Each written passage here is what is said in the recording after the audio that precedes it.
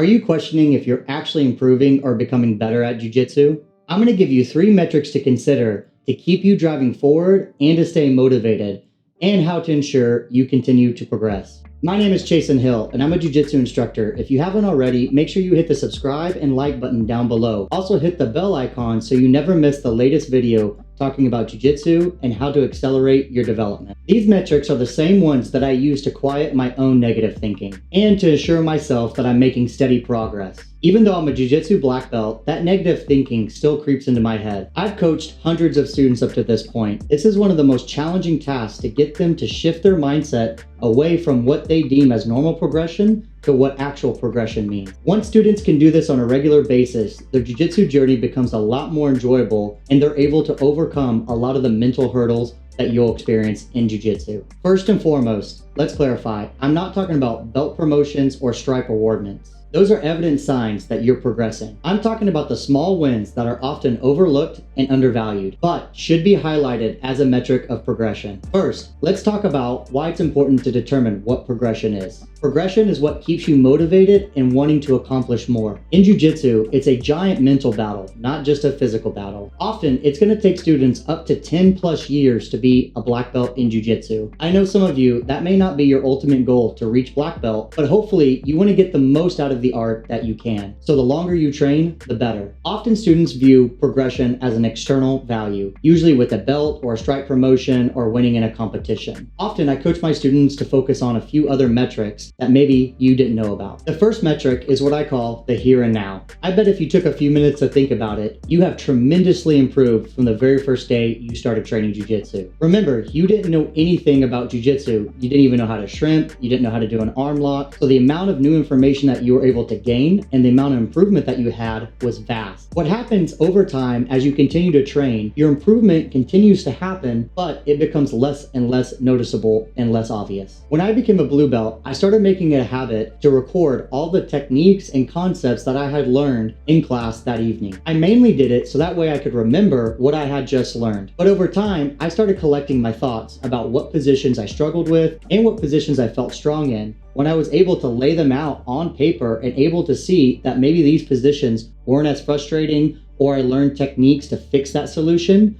it made me visually be able to see how much I had really progressed. If you thought about how little you knew when you first started training to now, you can truly see that you started improving quite a bit. So I recommend students start collecting some type of a training log, either with techniques or concepts, or noting down a few frustrations that they experienced at the end of every class. When you can start to work on those and reflect back on those from previous training, you'll start knowing you're progressing. The next metric I want us to focus on is your physical success against your training partners. Your training partners are some of the best tools to develop your jiu-jitsu skills. Let's say you're wanting to train mount escapes. Pay attention to how successful you are against the various training partners you have. Especially when you first start training mount escapes, take note about which training partners seem to give you the most frustration, whether that's categorizing them by their belt or their experience or whatever metric you choose. But make sure you note down about how successful that elbow escape or mount escape was. It will be common that maybe in the first week of you training this new escape, you're going to have 0 success. But as you continue to train and over time, you'll start to have more success against training partners that you previously didn't have success with. If you're able to recognize that and notice that, that's a sign that you're progressing and moving forward. No matter the amount of success that you have,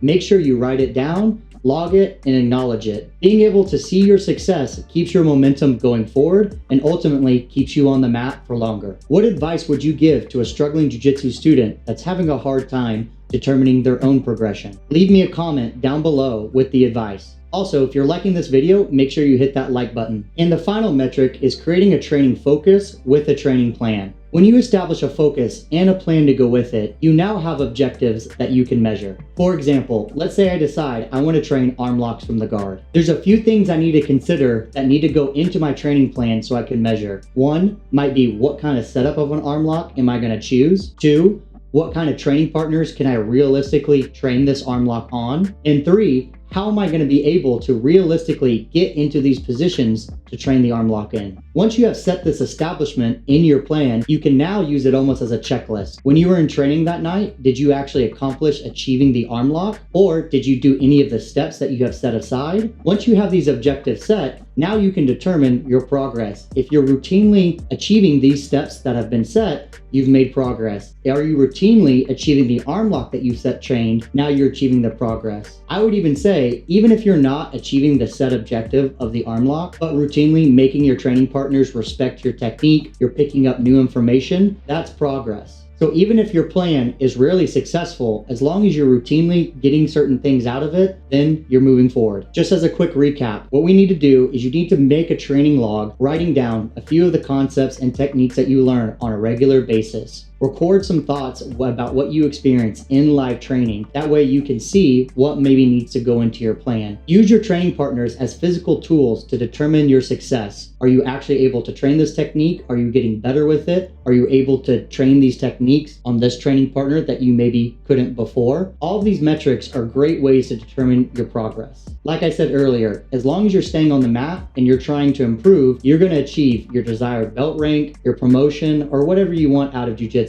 But make sure you keep the momentum moving forward. If you're struggling to make progress in your own jiu-jitsu journey, make sure you download my acceleration guide to help you in your jiu-jitsu journey. Thank you guys again for sticking around to the end of this video. If you haven't already, make sure you smash that like and subscribe button down below. And make sure you check out this video next, talking about why most BJJ white belts quit. And until next time, I'll see you guys later.